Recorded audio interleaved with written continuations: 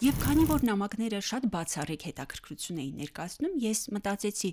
իսկ ինչպես կարելի է անել, որ բոլոր նամակները հասանելի լինեն եւ մարդիկ կարողանան օգտվել, գտնել իրենց հարազատներին, շատ զավեշ տալի նամակներ եւս ունենք։ Ասում եմ, հիմա ես պահակություն կենեմ, բայց այնպիսի տեղում է, որ ուզում է ասել միջանկյալ քամի է, ասում է ըսկվազնիտ կենե։ Ասում է, ես շատ եմ մրսում եւ դրա համար ուզում է ինչ որ տակ մի բան, ասում է, եւ դրա համար քեզանից ադիալ եմ խնդրում, ծածկոց եմ խնդրում։ Եվ վերջում ինչպես է ավարտում, ասում է, հենց տակերն ընկնեն, ես ետ կվերադարձնեմ։ Գևորգյան Ջեմալյանում պարտադիր չի, որ բոլորը հոգևորականներ դառնային, որովհետև մենք ունենք հատկապես 19-րդ 20-րդ վերջին 20-րդ դարի սկզբին ունենք մտավորականների մի մեծ աստղաբույլ, որոնք կրթությունը ստացել են Գևորգյան հոգևոր Ջեմալյանում, որովհետև դա լավագույն բուհն էր, որտեղ կարելի էր լուրջ հիմնավոր գիտելիք ստանալ, եւ ուրախ եմ, որ այսօր էլ Գևորգյան հոգևոր Ջեմալյանը շարունակում է գործել որպես բարձրագույն ուսումնական հաստատություն։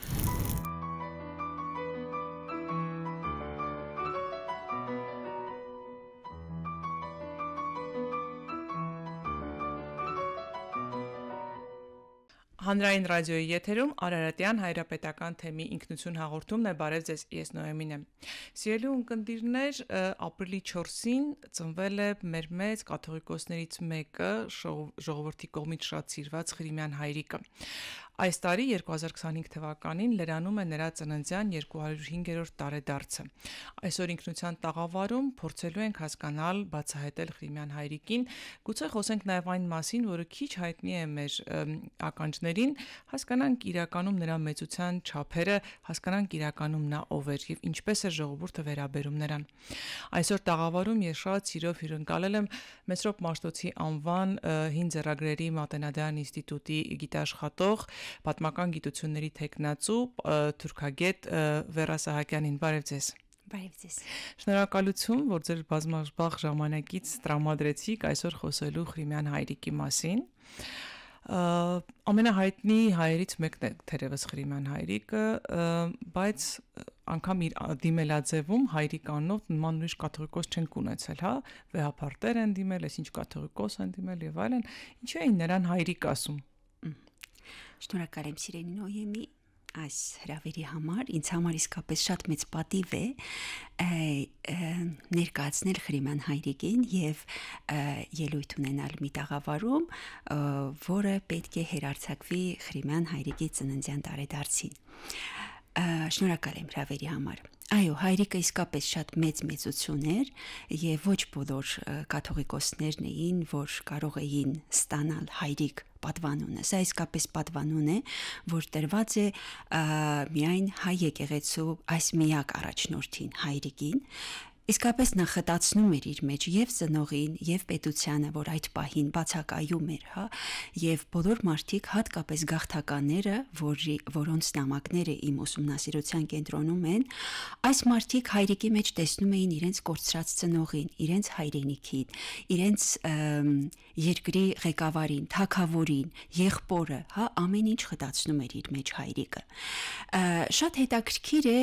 հայրիկին ուղված նամակների լեզուն։ Այստեղ դուք ունեք իմ ձեռքի տակ է Մշո Բուլանխի գավառի հայկական գյուղերին գյուղերն ըստ Ղրիմյան հայրիկ կաթողիկոսին ուղված նամակների գիրք առաջին է գրված, Վերա Սահակյանն է այս գրքի հեղինակը եւ այստեղ իսկապես հավաքված են հետաքրքիր նամակներ, որով կարող ենք բացահայտել թե այն ժամանակվա մարդկանց մտահոգությունները, թե նրանց հոգսերը, թե նրանց աշխարհայացքը եւ այլն։ Եկեք իսկապես պատմենք ինչի մասին էին այս նամակները։ Շատ լավ, շատ սիրով։ Ուրեմն Ղրիմյան հայրիկը աթոռակալեց հայոց պատմության ամենածանր ժամանակահատվածում, իհարկե բոլոր ժամանակահատվածներն էլ ունեցել են իրենց դժվարությունները, բայց հատկապես Ղրիմյան կաթողիկոսին մի ծանր փորձություն էր բաժին ընկած, եւ ահա իր աթոռակալության շրջանում 1893-ից 1907 թվականներին Համիդյան կոտորածների հետևանքով հատկապես գաղթականության մեծ ալիք տեղափոխվում է Արևելյան Հայաստան, Ռուսահայաստան։ Սա միակ փրկությունն էր, որովհետև մարդիկ որևէ այլ տեղ չունեին դիմելու համար, փրկություն հայցելու համար, խնդրելու իրենց կարիքները հոգալու համար, որևէ այլ միջոց, այլ տեղ չկար բացի հայրիկից, որը մեծ ժողովրդականություն էր վայելում եւ որին բոլորը ճանաչում էին։ Եվ ահա այդ կոտորածներից հետո գաղթականության մի մեծ ալիք ոտքով ճանապարհ է ընկնում եւ գալիս է Արևելյան Հայաստան, Ռուսահայաստան, գալիս է Էջմիածին, հավաքվում է Էջմիածնում, Էջմիածնի բակում եւ Էջմիածնի բակից նամակները ուղում Խրիմյան հայրիկին։ Այս նամակների քանակը պատկառելի է, շուրջ 8000 այսպիսի նամակ մենք ունենք, որը ի սկզբանե հավաքվել է Սուրբ Էջմիածնի դիվանում եւ դրանից հետո արդեն ի թիվս այլ ուրեմն փաստաթղթերի, վավերագրերի փոխադրվել է Երևան, հանգրվանել է Մեծրոպ Մաշտոցի անվան մատենադարանում։ Ամեն տարի, ես չեմ կարող ասել դեկտեմբերին թե հաջորդ տարվա հունվարին, ամեն դեպքում տարին մեկ անգամ հավաքվել են այդ վավերագրերը, կարվել են, կնքվել են եւ արխիվացվել են։ Այսպիսով մենք ունենք 17 թղթապանակ եւ այս 17 թղթապանակի մեջ ունենք 8000 նամակ, ավելի քան 8000 նամակ։ Սա պատկառելի մի թիվ է եւ պատկառելի մի հարստություն, հրաշալի մի սկզբնաղբյուր բազմաբնույթ ուսումնասիրությունների համար եւ այս նամակները նորովի են բացահայտում Խրիմյան հայրիկին։ Սա Խրիմյան հայրիկի հայ ժողովրդի կողմից ընկալման բոլորովին մի նոր դուռ է բացահայտում։ Մենք տեսնում ենք, թե գաղթականները ինչպես են դիմել հայրիկին, ինչ խնդիրներով են դիմել, այսինքն այս ձևով մենք բացահայտում ենք, թե հայ ժողովուրդը ինչ սոցիալական խնդիրների է բախվել, ինչ բռնաճնշումների է ենթարկվել։ Կարող ենք բացահայտել թե նամակների հիման վրա, թե գաղթի ճանապարհն ինչպես են անցել, ինչպես են փախել կամ ինչպես են ճանապարհ ընկել, հա որտեղից որտեղ են անցել, ինչ դժվարությունների են բախվել, ինչպես են անցել։ Կարող ենք ուսումնասիրություն կատարել, թե յուրաքանչյուր ընտանիք, որը դիմել է Խրիմյան կաթողիկոսին, քանի երեխա է ունեցել, հա նույնիսկ այսպիսի, ինչ լեզվով է խոսել, որովհետև որքան էլ այս նամակներում որպես գրավոր խոսք փորձել են մարդիկ արտահայտվել շատ վեհ, շատ բարձր գրական կիրթ, այնուամենայնիվ, քանի որ իրենք շատ անկեղծ են դիմել հայրիկին, մենք տեսնում ենք, որ պորտկում են եւ սկսում են խոսել բարբարախառը, հա, բարբարախառը, այսինքն տվյալ տարածաշրջանի բարբարների խոսվածքների ուսումնասիրության համար եւս այս նամակները շատ բացառիկ սկզբնաղբյուր են։ Իմ ուսումնասիրությունը կենտրոնացած է հատկապես նամակներում նշված տեղանուններին, որովհետև գրված է նամակը, բնականաբար պետք է գրվի ումից է գրված, այդ մարդը որտեղ է ապրել, ինչն է իր խնդիրը, ինչու է դիմում Խրիմյան հայրիկին, հա։ Ուրեմն նամակների վերևի մասում նշված այս հասցեներին հենվելով ես փորձել եմ քարտեզագրել Արևմտյան Հայաստանի կամ Օսմանյան կայսրության հայկական նահանգների հայաբնակ բնակավայրերի ամբողջ այդ անոնները, աշխարհագրությունը, այո, փորձել եմ քարտեզագրել։ Եվ քանի որ նամակները շատ բացառիկ հետաքրքրություն էին ներկայացնում, ես մտածեցի, իսկ ինչպես կարելի է անել, որ բոլոր նամակները հասանելի լինեն եւ մարդիկ կարողանան օգտվել, գտնել իրենց հարազատներին, լրացնել իրենց տոհմածառի բաց մնացած ճյուղերը։ Սա եւս շատ կարեւոր է, որովհետեւ մենք բոլորս ասում ենք, մենք Արևմտյան Հայաստանի այս կամ այն բնակավայրից ենք, բայց չգիտեմ ծնողներիս մասին, հարազատներիս մասին չգիտեմ։ Հետաքրքիր բան եք ասում, որովհետև իսկապես տոհմածառը գտնելը չափազանց կարևոր է։ Ես անձամբ իմ պապիկի տոհմածառը կազմելու հետ կապված խնդիր ունեցա, իր եղբայրներից մեկին չկարողացա գտնել, ոչ մի աղբյուրում ոչ մի բան չկար, բայց գուցե իրենց ընտանիքի մասին ինչ-որ հետաքրքիր բաներ գտնեմ հենց Խրիմյան հայրիկի աղբյուրներում։ Շնորհակալություն, շատ հետաքրքիր բան եք ասում։ Շատ հնարավոր է, գիտեք, ես արդեն ունեցել եմ այդ փորձառությունը, որ մարդիկ գտել են առաջին հատորի հրատարակությունից հետո ինձ բազմաթիվ նամակներ ես ստացա, ովքեր ինձ ասում են, գիտեք, ես փնտրեցի, բայց իմ հայրիկին չգտա։ Հնարավոր է, որ իմ հայրիկը Սասունից է, հնարավոր է, որ գտնեք, խնդրում եմ, հենց կգտնեք, ինձ անպայման իր նամակը ուղարկեք, որովհետև դա ինձ համար սրբություն է։ Ես կուզենամ իմ հայրիկից ձեռքով գրված ձեռագիրը իմ տանը ունենամ, իմ տոհմածառի մի ճյուղը լրացնեմ։ Շատ ուրիշները կան, որ գտել են իրենց հարազատներին, մեծ ուրախությամբ։ Ավելին, ոչ միայն գտել են իրենց հարազատներին, այլև իրենց տան ամբարներից հանել են իրենց մասունքները եւ տրամադրել են, որ ես ընդգրկեմ հաջորդ հատորների մեջ։ Իսկ դրանց մեջ կան օրինակ Ղրիմյան հայրիկի պատասխան ստացած ինչ որ նամակներ։ Այս նամակները, որոնց մասին մենք խոսում ենք, դրանք հետաքրքիր է, որ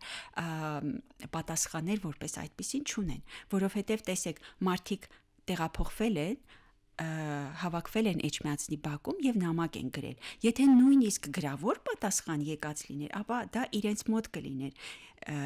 իրենք իրենց հետ տարած կլինեին, հա։ Չէ, նկատում եմ, երբ որ ձեզ արձագանքում են, գուցե ինչ որ մեկի մոտ էլ պահպանված լինի տենց մի բացառիկ նմուշ, որ Չէ, ցավոք այդպիսի նմուշներ չկան, բայց շատ հետաքրքիր նմուշներ կան լուսանկարներ, կան իրերի լուսանկարներ եւ իրեր կան պատմություններ, որոնք լրացնում են,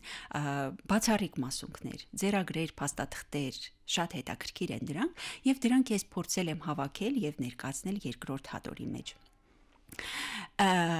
Ինչ վերաբերվում է Ինչու որոշեցի հենց առաջին հատորը նվիրել Բուդանախին, ինչպես նշեցի, քանի որ պատկառելի էր թիվը եւ ես զգում էի, որ նամակների բնույթը, բովանդակությունը շատ կարեւոր է, մտածեցի ինչպես անեմ, որ բոլոր նամակները հասանելի լինեն եւ ուղղված լինի որևէ ընթերցող հանրությանը։ Դրա համար որոշեցի ներկայացնել գիրքը գավառ առ գավառ։ Առաջին գիրքը, այո, ես նվիրեցի Բուդանախին, եւ քանի որ առաջին գիրքը շատ ուզում էի նվիրել Ղրիմյան կաթողիկոսի ծննդյան 200-ամյակին, ժամանակը շատ քիչ էր, իսկ նամակների թիվը շատ մեծ էր, դրա համար առաջին հատորում ես ընդամենը 3 թղթապանակի նյութ օգտագործեցի։ Այդ 8000 վավերագրերը ամփոփված են 10 թվով 17 թղթապանակների մեջ եւ շատ բարդ է, շատ դժվար է դրանց ընթերցումը, որովհետեւ եւ տարբեր ձեռագրերով են գրված, եւ տարբեր լեզուներով են գրված, տարբեր խոսվածներ, տարբեր բարբառներ եւ դրանց վերծանման աշխատանքների վրա բավական երկար ժամանակ եմ ես ծախսում։ Իսկ կա որ ասենք նույն գյուղից մի քանի նամակներ են ուղարկել։ Շատ կան։ Գյուղեր ունենք, որտեղից ուղարկված է ընդամենը 1 նամակ։ Գյուղեր ունենք, որոնց մասին հիշատակվում է առհասարակ գրավոր սկզբնաղբյուրներում 1 անգամ։ Հա, այսպիսի գյուղեր եւս ունենք, այս առումով եւս այս արխիվը շատ բացառիկ է դառնում եւ գյուղեր ունենք, որտեղից ունենք 40, 50 եւ ավելի նամակներ։ Եվ շատ հետաքրքիր է, որ տվյալ գյուղից գրված նամակներում տվյալ գյուղանունը հիշատակվում է 10 եւ ավելի ձևերով։ Այսինքն, օրինակ, միտեղ կարող են գրել այսինչ, միտեղ օրինակ տեսեք, բառարանում եւս մենք կարող ենք հանդիպել, հա, այդ նույն տարբեր ձևերին։ Օրինակ, քարաղել տեղանունը տարբեր նամակներում քարաաղել, ղաղել, խաղել, շատ քակարլու, կակարլու, կեկելու, կրկրլու, շատ տարբեր ձևերով են հանդիպում։ Ինչպես են իրենց բարբառում օգտագործել կամ հին ու նոր անվանումներ գուցե դրանք լինեն, հա? Եվ ինչպես են անվանել իրենք, եւ այստեղ շատ այլ ուսումնասիրության դաշտ ենք տեղափոխվում, կարող ենք ասել, թե տվյալ նամակագիրը որտեղից է գաղթել, հա, ինչ ճանապարհ է անցել, որովհետեւ գիտենք, որ այս տարածաշրջանը Բուդանախը եւս ենթարկվել է հայաթափման, հետագայում նորից այստեղ տեղափոխվել են հայեր տարբեր շրջաններից եւ իրենց բարբառային հետքն են թողել այս խոսվածքների, հա, տեղանունների, անվանաձևերի եւ այլ հասարակ խոսվածքի վրա։ Այս առումով եւս հետաքրքիր է։ Այստեղ նամակ բացեցի պատահականության սկզբունքով։ Բոլորը հետաքրքիր են, որ նամակը բացում է։ Հետաքրքիր է, որ արարողակարգային ձևը պահպանված է նորին վեհապարություն ծայրագույն պատրիարք եւ ընդհանուր հայրապետ ամենայն հայոց Տեառն Մկրտիչ սրբազնագույն կաթողիկոս Պուլանխ ապրի գյուղի ծխատեր Հովսեփ Քահանա Հովանիսյանս ու պատմում է, որ ինքը 3 երեխա աշխարհական են Պուլանխի բանտի մութ խորշերուն մեջ, այսինքն քահանա է, որի 3 երեխաները ձերբակալված են, այո։ 6 երեխա ունի, որից 3-ը կղերական են, 3-ը աշխարհական են եւ բանտված են։ Այսինքն նաեւ դիմում էին, որ բանտից ազատելու հնար տեսներ Ղրիմյան հայրիկը։ Նայեցեք, Ղրիմյան հայրիկին շատ բազմաբնույթ խնդրանքներով են դիմել։ Հասարակ օրվա հանապազորյա հացից մինչև ազգային հարցերի լուծման համար։ Շատ զավեշտալի նամակներ եւս ունենք։ Օրինակ, նամակներից մեկում դուք հարցրեցիք, որ պատասխանները կան թե չէ։ Տեսեք, մենք պատասխանները չունենք ձեռքի տակ, բայց տվյալ նամակի բովանդակությունից կարող ենք հասկանալ պատասխան եղել է այդ նամակին թե չէ։ Այսինքն երկրորդ նամակն է գրել կաթողիկոսը։ Այո, բայց նամակից ենք մենք հասկանում։ Ասում է հայրիկ ջան, երբ որ ես քեզ դիմեցի հացի համար, աշխատանքի համար ներողություն, ասում է դու ինձ միջնորդեցիր եւ ինձ աշխատանքով ապահովեցին։ Հիմա ես պահակություն կենեմ։ Հենց այդպես էլ գրում է, ասացի չէ որ բարբարա խառը։ Ասում է հիմա ես պահակություն կենեմ, բայց այնպիսի տեղում է, որ ուզում է ասել միջանկյալ քամի է, ասում է ըսկվազնիտ կենե։ Ասում է ես շատ եմ մրսում եւ դրա համար ուզում է ինչ որ տակ մի բան, ասում է եւ դրա համար քեզանից ադիալ եմ խնդրում, ծածկոց եմ խնդրում։ Եվ վերջում ինչպես է ավարտում, ասում է հենց տակերն ընկնեն ես ետ կվերադարձնեմ։ Տեսեք վերաբերմունքը։ Տեսեք ինչպես է ընկալվել հայրիկը եւ հայրիկն ինչպես է փոխադարձել։ Այո, նայեցեք, ինչ հասարակ, հա, հասարակ խնդրանք ծածկոց է ուզում ծածկելու, որովհետեւ մրսում է եւ խոստանում է, որ անպայման դա կվերադարձնի։ Այսպիսի խնդրանքներից մինչև օրինակ ասում է, գիտեք, հարցակվել են 10 երեխա ունեմ եւ 10-ին էլ սպանել են, ասում է ինձ օգնի,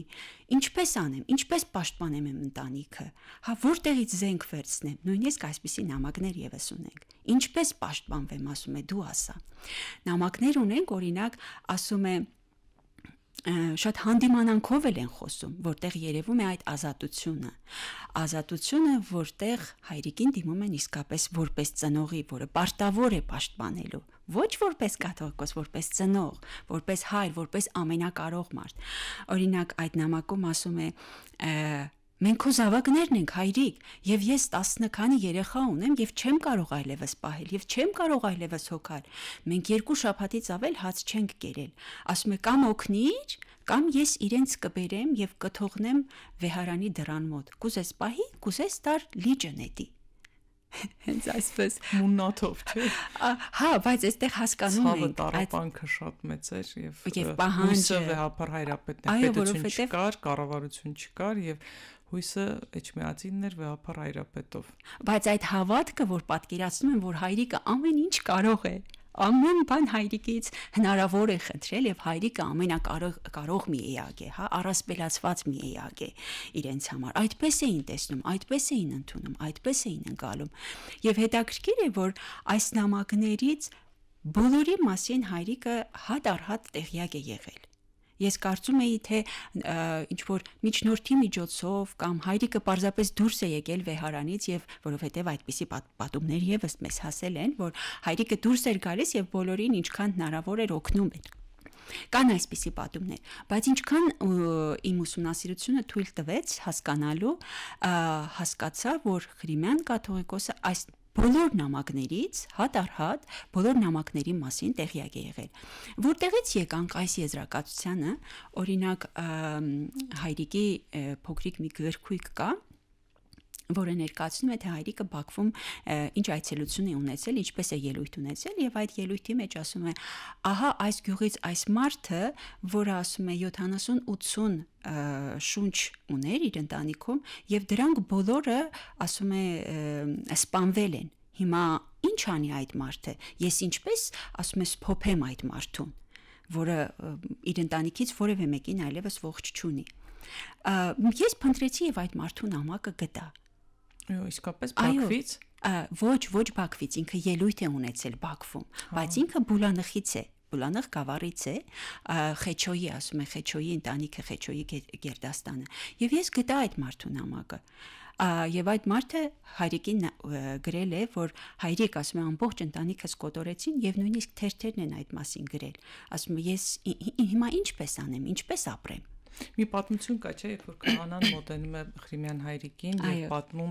որ ամբողջ ընտանիքը կորցվել է,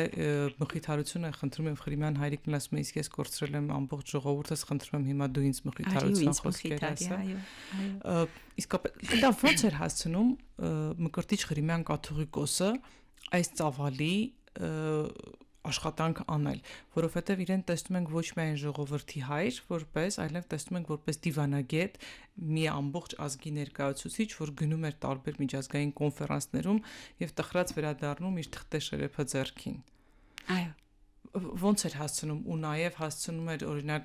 Գարեգին Սերվանստյանց վարդապետին ապա եպիսկոպոսին ուղարկել, որ ամբողջ ազգագրությունը հավաքի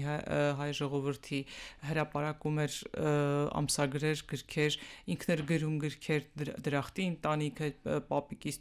թորնիկին, այսինքն հսկայական ոնց էր հասցնում։ Գիտեք, երբ որ կանչված ես լինում ի վերուստ որևէ պաշտոնի, ի վերուստ գալիս է այդ ուժը նաև։ Դու պետք է ունենաս քո մեջ այդ քաջությունը, այդ կոչումը ստանալու։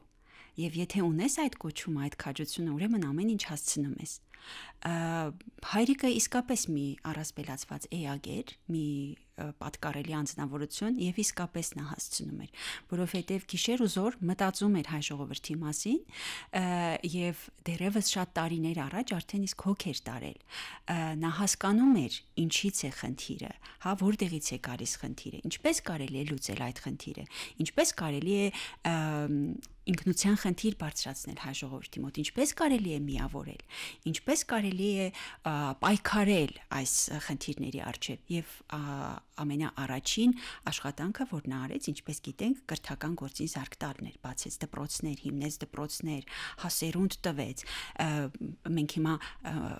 որտեղից է այս 8000 նամակները։ Ովքեր են գրել այս 8000 նամակները։ Մարդիկ ովքեր գոնե գրել գիտեին։ Այո, ովքեր գրել գիտեին, իսկ որտեղից գրել գիտեին, որովհետև հայրիկը արդեն իսկ հոգ էր տարել դրա մասին։ Գիտենք թե դպրոցների այո, գիտենք ինչ պատկառելի աշխատանք ինքը կատարեց։ Եվ մենք տեսնում ենք, որ այս նամակները ամեն մեկը յուրովի է ներկայացնում, յուրահատուկ է, որովհետև ամեն մեկը փորձել է գրել այնքան, որքան յուրացրել է մայրենին։ Խրիմյան հայրիկի կենսագրությունը, եթե փորձենք ամփոփել, կա ինչ-որ մի տեղ, որ ամբողջությամբ հավաքված լինի Խրիմյան հայրիկի, ասենք, ծնունդից մինչև մահ եւ մահվանից հետո իր արածները։ Այո, Խրիմյան հայրիկին նվիրված շատ ուսումնասիրություններ կան եւ առաջին ուսումնասիրությունը այո Հայկ Աճեմյանի գիրքն է։ Հայկ Աճեմյանը իր մասին պատմում է, որ դեռևս դպրոցական տարիներից ինքը երբ հանձնարարում են շարադրություններ եւ այլն, ինքը գրում էր Խրիմյան հայրիկի մասին, այսինքն Խրիմյան հայրիկի անձը դեռևս այն ժամանակ արդեն իսկ մեծ համբավ ու ճանաչում ուներ։ Եվ ինքը այդ շարադրությունները եւ այլն գրում է Խրիմյան հայրիկի մասին։ Հետագայում ցեղասպանությունից հետո տեղափոխվում է եւ սովորում է Գևորգյան ճեմարանում եւ առաջին ամբողջական կենսագրությունը գրում է նվիրելով Խրիմյան հայրիկի ծննդյան 100-ամյակին։ Բայց ցավոք ծննդյան 100-ամյակին չի հասցնում հրատարակի 1920 թվականի իրադարձությունների հետևանքով հետագայում տեղափոխվում է Թավրիզ եւ այնտեղ 1927 թվականին լույս է տեսնում այս առաջին ամբողջական կենսագրական Սովալուն գիրք է, կարող եմ այո, խնդրեմ։ Սա շատ հետաքրքիր է եւ Հայկ Աճեմյանը մի բացառիկ ուսումնասիրող էր, ինքը եղել է նաեւ Մարի հետ է աշխատել, հավաքել է բանահյուսական նյութեր, շատ կարեւոր ուրեմն տեղեկություններ եւ ինչ է եղել մասնագիտությամբ, հոգեվորական է եղել, թե Գևորգյան ճեմարանում է սովորել, ճիշտն ասած հետագայում Գևորգյան ճեմարանում պարտադիր չի, որ բոլորը հոգեվորականներ դառնային, որովհետև մենք ունենք հատկապես 19-րդ 20-րդ վերջին 20-րդ դարի սկզբներին ունենք մտավորականների մի մեծ աստղաբույլ, որոնք կրթությունը ստացել են Գևորգյան հոգևոր ճեմարանում, որովհետև դա լավագույն բուհն էր, որտեղ կարելի էր լուրջ հիմնավոր գիտելիք ստանալ եւ ուրախ եմ, որ այսօր էլ Գևորգյան հոգևոր ճեմարանը շարունակում է գործել որպես բարձրագույն ուսումնական հաստատություն։ Փաստորեն այսքան մեծ ծավալուն աշխատանք բացառիկ է այս աշխատանքը նրանով, որ ինքը հենց Խրիմյանի հետ ապրած ժամանակակիցների հուշերի, պատումների, տատիկ պապիկների, Խրիմյանի թաղեցիների, հա, տատիկ պապիկների խոսքը եւս ներառել է եւ պատմում է թե ինչպես նույնիսկ, հա, ինչպես է ծնվել Խրիմյանը, ինչպես է ուրեմն ինչ երգեր են երգել, առհասարակ ինչպես էր ընդունված Վանում, երբ որ տղա երեխա էր ծնվում, ինչ երգեր էին երգում, ինչպես էին շնորհավորում, երբ որ աղջիկ երեխա էր ծնվում, ինչպես էին շնորհավորում եւ շատ հետաքրքիր այս արական եւ իգական սերերի ընդունելությունը հայոց մեջ, սա եւս շատ զավեշտալի ձևով է ներկայացված։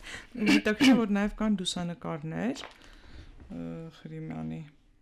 Ասում է օրինակ, ասում է, երբ որ Խրիմյանը ծնվեց, ասում է այսպեսի մի այո, հետաքրքիր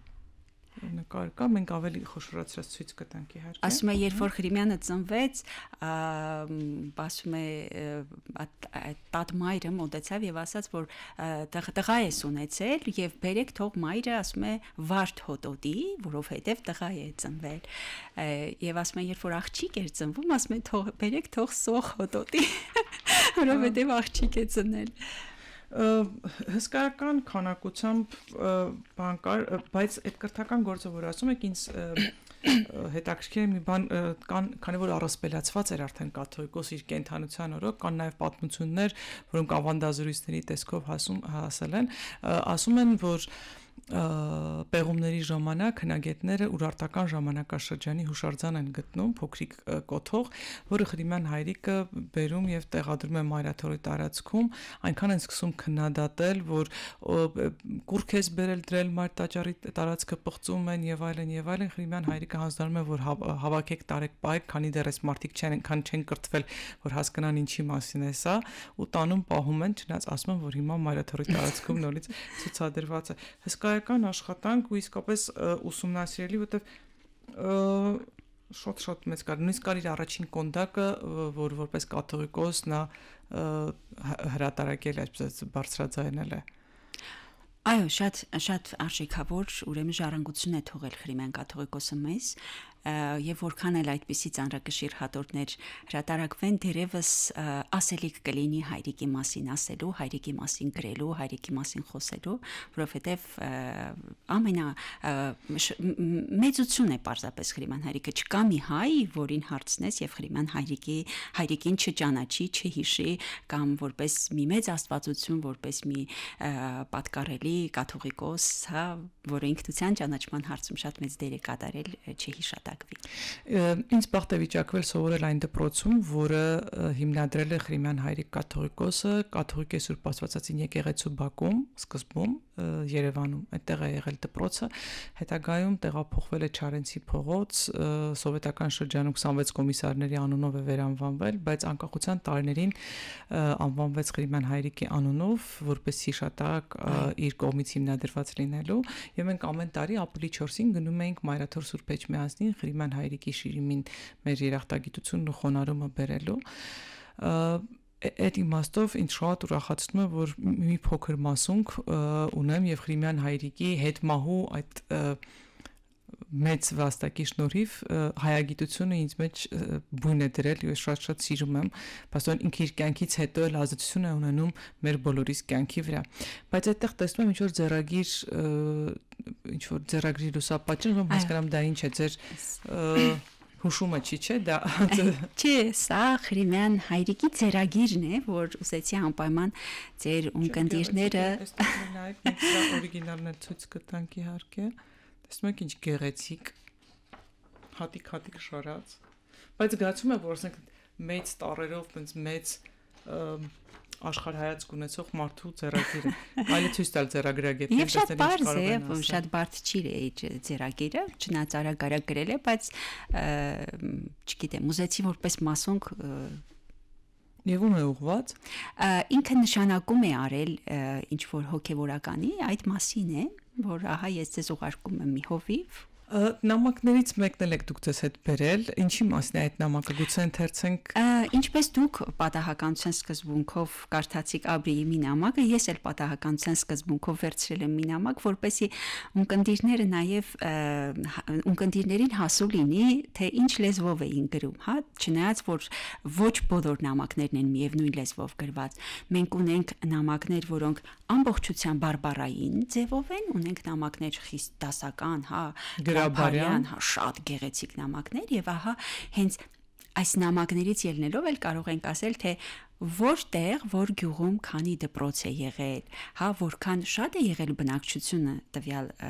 գյուղում, տվյալ բնակավայրում, բնականաբար այնքան ավելի մեծ ուշադրություն է դարձվել այս բնակավայրի վրա, ավելի լավ ուսուցիչներ են ուղարկվել, հա, ավելի հետևողական կրթություն է տարվել եւ սա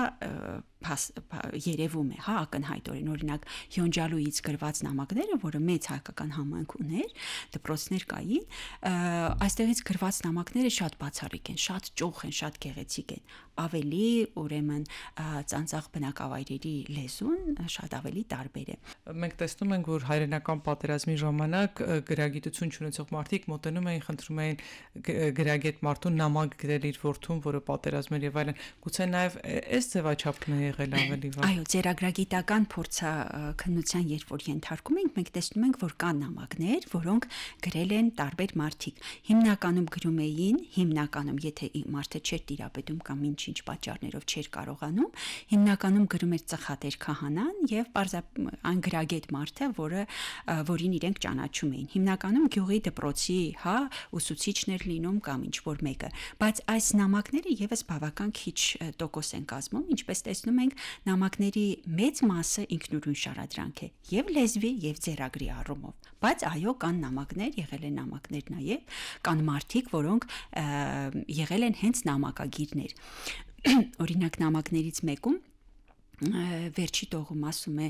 գրում է խնդրանքը, բայց հետաքրքիր է, որ նամակները միշտ նամակագիրները գրել են ճիշտ այնպես, ինչպես ուզեցել է այդ հեղինակը, ինչպես շարադրել է, ինչ բառապաշար որ օգտագործել է, հա, որովհետև այդ նույն ձեռագրով նամակները, երբ որ մենք դնում ենք իրար կողքի, տեսնում ենք, որ բոլորովին տարբեր բովանդակություն են, թեպետև ձեռագիրը նույնն է։ Իսկ հեղինակները հիմնական տղամարդիկ են, թե ոչ, կանայք են, երեխաներ նույնիսկ կան, տարեցներ կան, եւ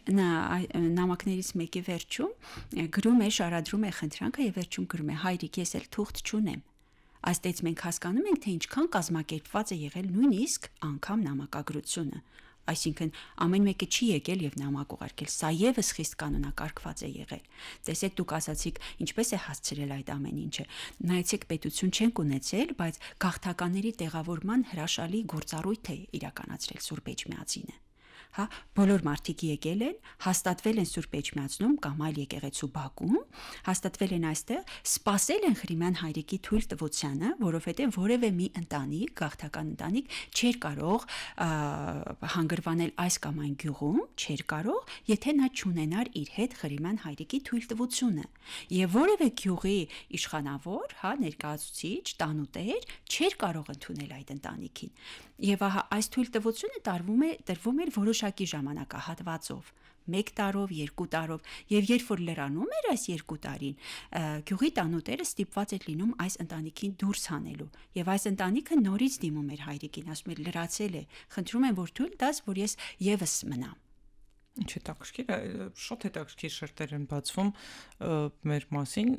որը չգիտենք։ Իսկ տանուտերը կարող էր օրինակ մերժել կաթողիկոսի թույլտվություն այնտեղ ապրելու, ասել տեղ չունենք, չենք կարող հանգրվանել։ Ոչ, չէր կարող, ընդունում էր, բայց միևնույն ժամանակ տանուտերը գրում էր, որ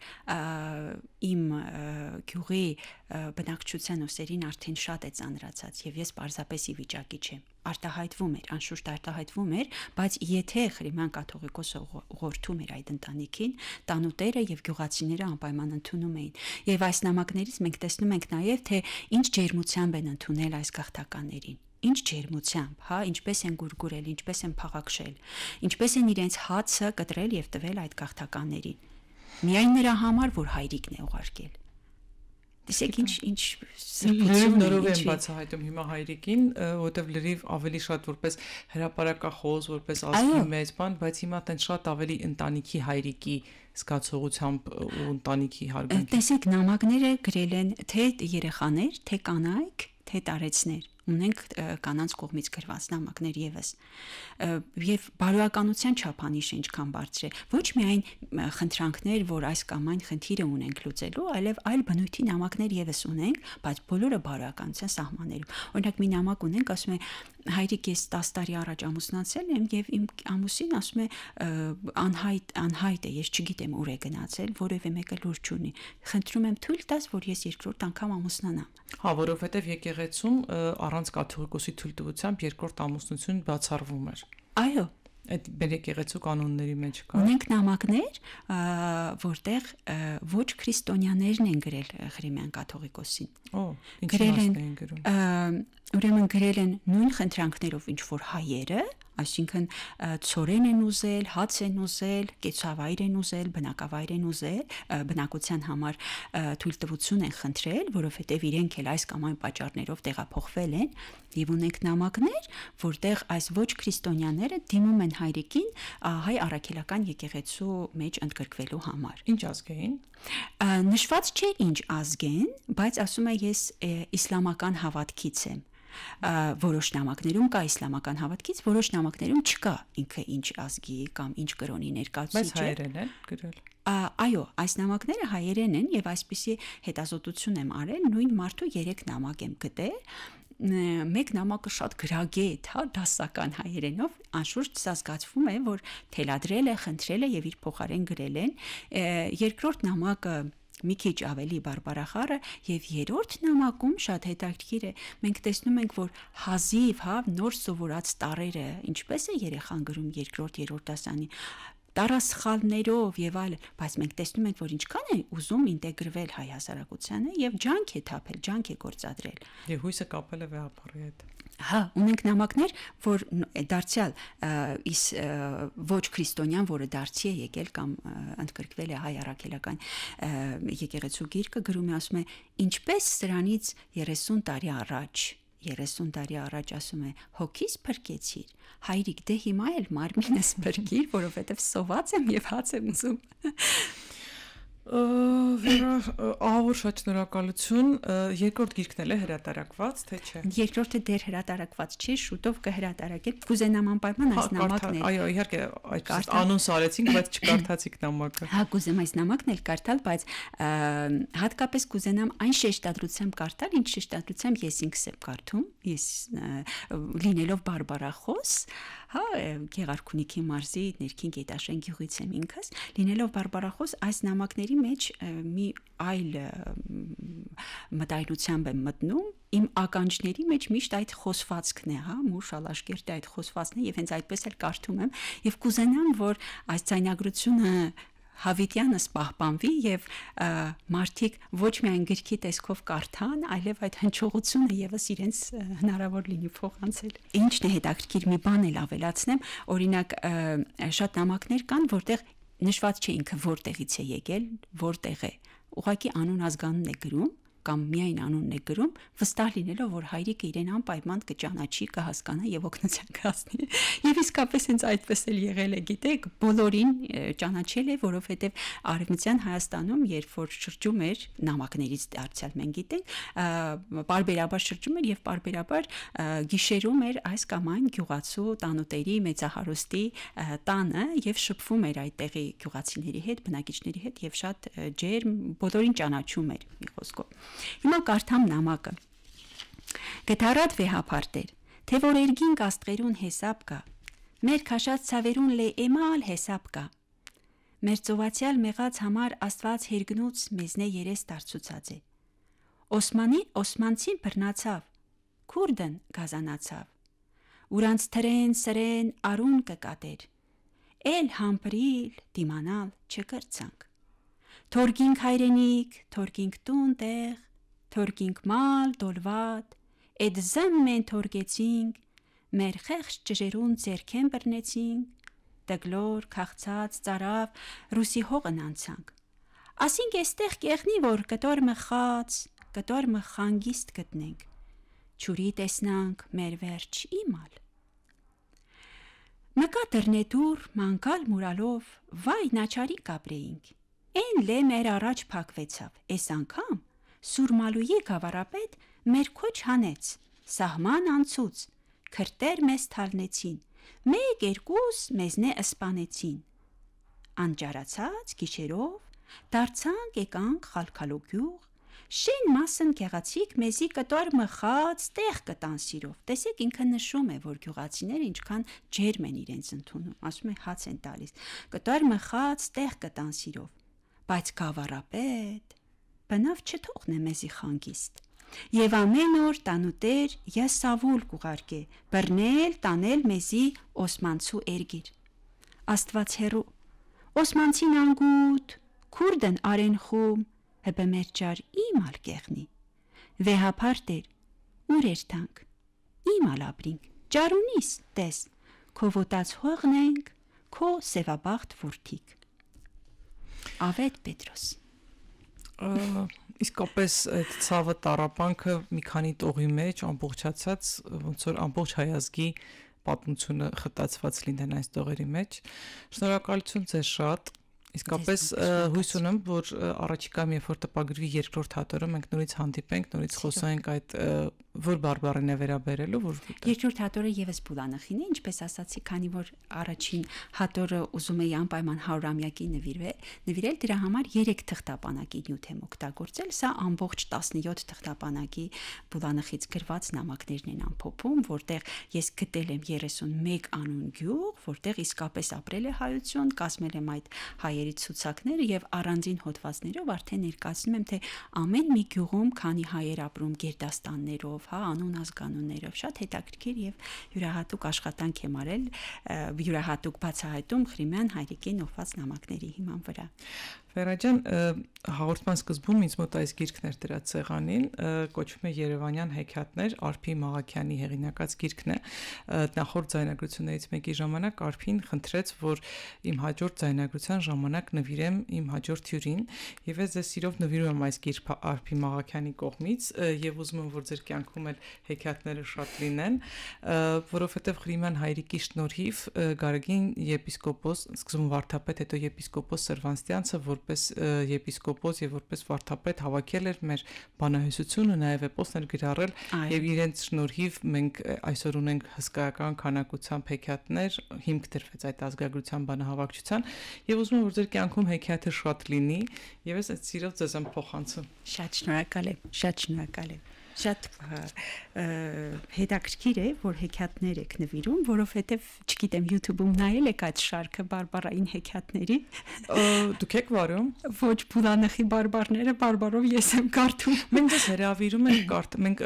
Them TV ունենք Արարատյան թեմում, որտեղ ունենք բարբառը մենք ենք մի շարք,